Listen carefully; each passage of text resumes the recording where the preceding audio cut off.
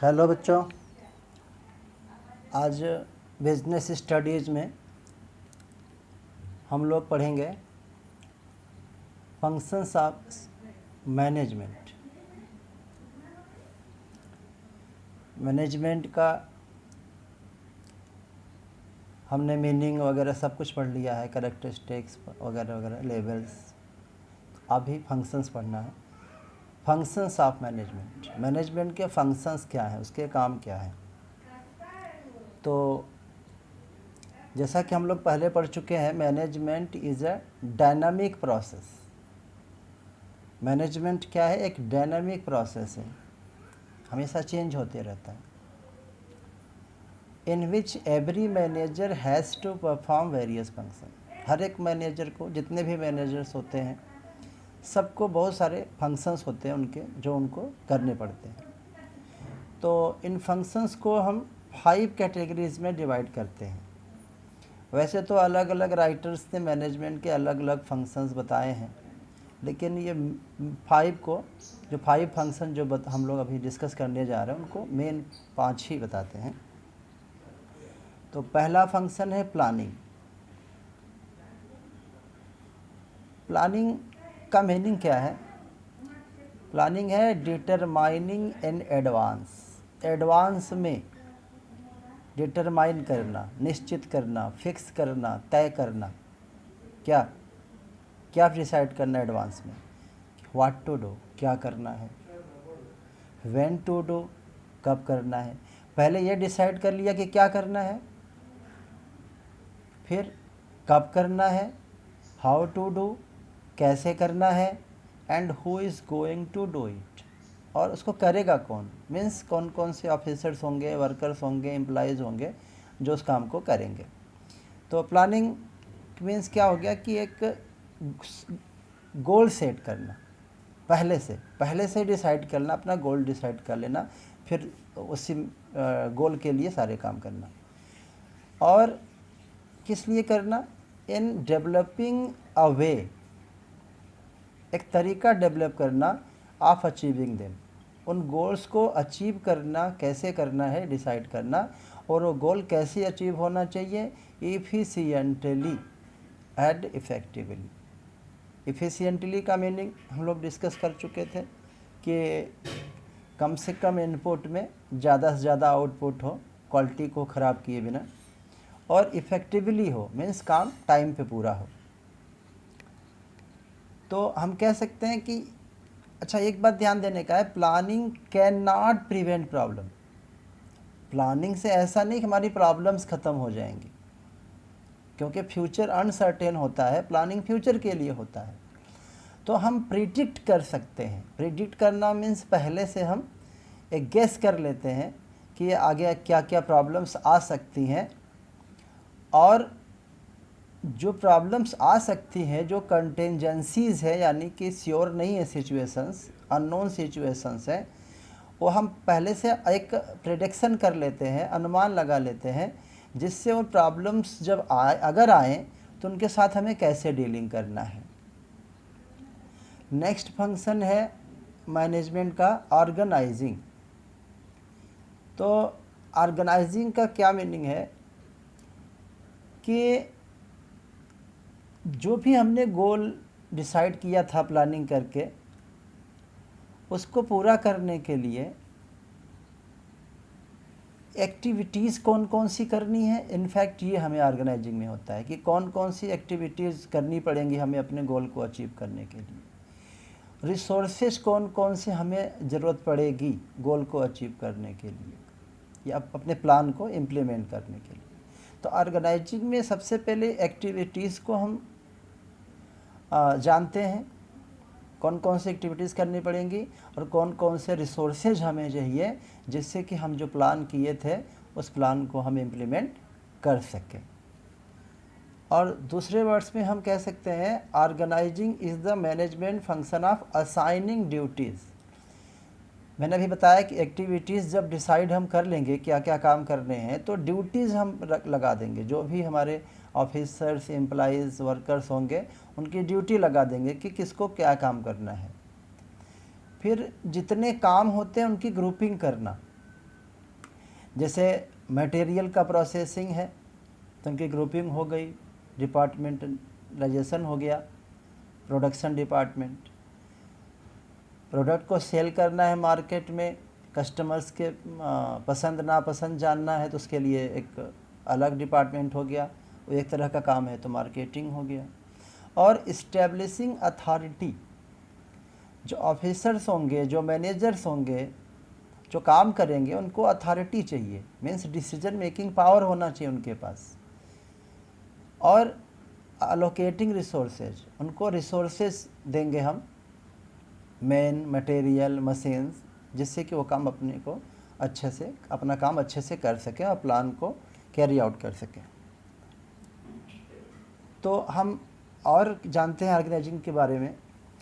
Organising involves grouping of required task, वही बताया, activity बताया, टास्क बताया, उसकी grouping into manageable departments. Grouping कैसे होती है, अलग अलग डिपार्टमेंट बना दिए जाते हैं जिससे कि काम मैनेज हो सके, या डिपार्टमेंट आप बोलो या वर्क यूनिट बोल सकते हैं।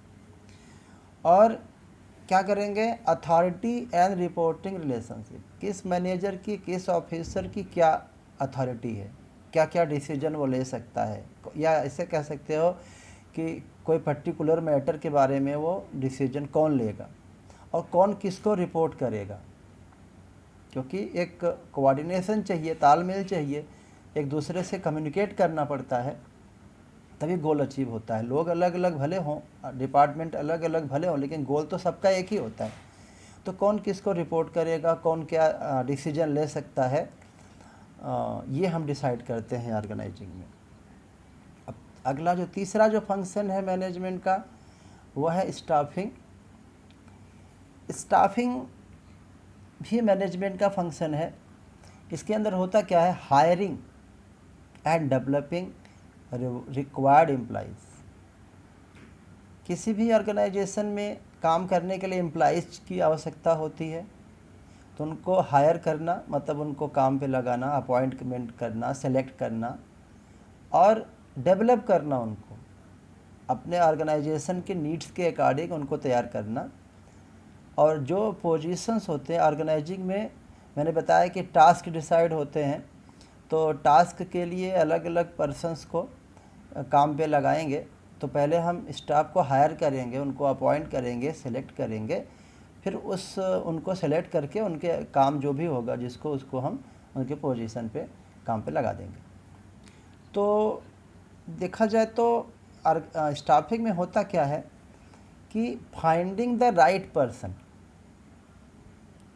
सही व्यक्ति, सही पर्सन को ढूंढना, पता लगाना, अपॉइंट करना, और उनके राइट क्वालिफिकेशन हो, जो काम करना है उसके अकॉर्डिंग क्वालिफिकेशन होनी चाहिए उसकी, for the right position at the right time. Right person होना चाहिए, उसकी क्वालिफिकेशन राइट होनी चाहिए, राइट पोजीशन होना चाहिए, राइट टाइम पे होना चाहिए। तो इसको और नाम से कहा जाता है, this is also known as human resource function. इसको ह्यूमन रिसोर्स फंक्शन भी बोलते हैं, क्योंकि इसमें human resource, human means employees तो ह्यूमन ही होंगे, उनको रिक्रूटमेंट करना माने सर्च करना कि एम्प्लॉय कहाँ मिलेंगे हमें, उनका सिलेक्शन करना, उनको प्लेसमेंट माने काम पे लगाना, और उनको ट्रेनिंग देना जिससे कि हमारे ऑर्गेनाइजेशन का काम अच्छे से हो सके। ये हो गया तीसरा फंक्शन। फोर्थ फंक्शन है डायरेक्टिंग। डायरेक्टिंग में क्या होता है, डायरेक्टिंग से काम की शुरुआत होती है। तो इसमें सुपरवाइजिंग आता है, मतलब लोग काम कर रहे हैं उनको देखना, सुपरवाइजिंग मीन्स ओवरसीइंग, देखना। एम्प्लॉइज़ को मोटिवेट करना, उनको इनकरेज करना, उनका उत्साह बढ़ाना, लीड करना, काम कैसे करना है करके बताना, कम्युनिकेट करना, उनसे बातचीत करना, इन्फॉर्मेशन देना, रिपोर्ट देना, इंस्ट्रक्शन देना। किसको, सबऑर्डिनेट्स को। सबऑर्डिनेट्स कौन होते हैं, जो हमारे अंडर में काम करे वो सबऑर्डिनेट होता है। किस लिए करना ये सारे काम, जिससे कि ऑर्गेनाइजेशन का जो ऑब्जेक्टिव है वो अचीव हो सके। तो ये जो फंक्शन है बेसिकली, ये ह्यूमन रिसोर्स के बिहेवियर को इन्फ्लुएंस करना, डायरेक्टिंग में इन्फ्लुएंस किया जाता है किसको, बिहेवियर को। किसका बिहेवियर, ह्यूमन रिसोर्स, जो एम्प्लॉइज़ हैं, मैनेजर्स हैं, वर्कर्स हैं, उनके बिहेवियर को इन्फ्लुएंस करना मीन्स प्रभावित करना, अफेक्ट करने को, ये डायरेक्टिंग में होता है। और डायरेक्टिंग का जो सबसे की कंपोनेंट्स हैं, मोटिवेशन एंड लीडरशिप, उनको मोटिवेट करना जिससे वो खुशी खुशी अपनी इच्छा से काम करें, उत्साह से काम करें, और लीडरशिप। लीडरशिप में क्या है कि हम काम को करके उनको बताएंगे, हम अच्छा एग्जाम्पल करेंगे, रिप्रेजेंट करेंगे, पेश करेंगे, तो वो हमारे एम्प्लॉइज़ भी हमारे अकॉर्डिंग काम करेंगे। जैसे सुपीरियर काम करेगा तो उसके अकॉर्डिंग उनके सबऑर्डिनेट्स भी काम करेंगे। तो एक जो अच्छा मैनेजर होता है वो अपने वर्कर को डायरेक्शन देता है, कभी अच्छा काम करे तो प्रेज करना, प्रशंसा करना, तारीफ़ करना, कहीं गलती हो तो क्रिटिसाइज़ करना उनको, उनकी गलतियां उनको बताना, जिससे कि एम्प्लॉइज़, बेस्ट एम्प्लॉइज़ हमारे पास हो सके। बेस्ट तो हम सिलेक्शन के टाइम ही सोचते हैं कि हो जाए, लेकिन उनको बिना मोटिवेट किए, बिना इनकरेज किए वो बेस्ट नहीं हो सकते। जब एम्प्लॉइज़ बेस्ट होंगे, कहा जाता है कि जो ह्यूमन रिसोर्स है वो सबसे इम्पॉर्टेंट असेट होता है किसी भी ऑर्गेनाइजेशन के लिए, तो एम्प्लॉइज़ को बेस्ट बनाना। लास्ट और पांचवा फंक्शन है कंट्रोलिंग। तो कंट्रोलिंग में क्या होता है कि मॉनिटरिंग होती है किसकी, ऑर्गेनाइजेशनल परफॉर्मेंस। हमारे ऑर्गेनाइजेशन में जो परफॉर्मेंस हो रहा है, जो प्रोडक्शन हो रहा है, जो आउटपुट हो रहा है, जो सेल हो रहा है, उसको मॉनिटर करना जिससे कि गोल हमारे अचीव हो सके। तो बेसिकली जो कंट्रोलिंग में जो टास्क होते हैं वो क्या होते हैं, establishing standard of performance. Performance कैसा होना चाहिए, उसका एक स्टैंडर्ड होना चाहिए, उसकी क्वालिटी कैसी होनी चाहिए, उसका साइज़ क्या होना चाहिए प्रोडक्ट का, और प्रोडक्ट का कलर कैसा होना चाहिए, और पर्टिकुलर जैसे कि एक एम्प्लॉय 8 घंटे काम करता है तो कितना काम होना चाहिए, उसकी कॉस्ट कितनी आनी चाहिए, कितने समय में कितना आउटपुट होना चाहिए, ये सब स्टैंडर्ड है। फिर स्टैंडर्ड तो हमने फिक्स कर दिया, लेकिन एक्चुअली परफॉर्मेंस उतना होगा कोई ज़रूरी तो नहीं है। तो एक्चुअल परफॉर्मेंस क्या हुआ उसको मेजर करना,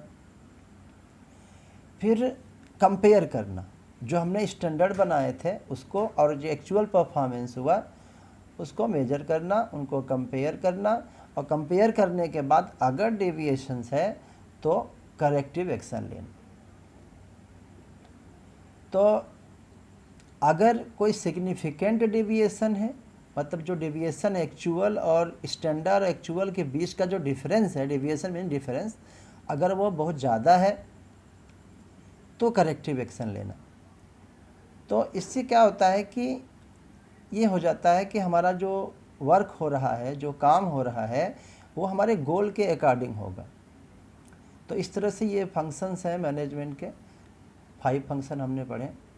इसको आप बार बार सुनिए, बार बार पढ़िए और तैयार कीजिए।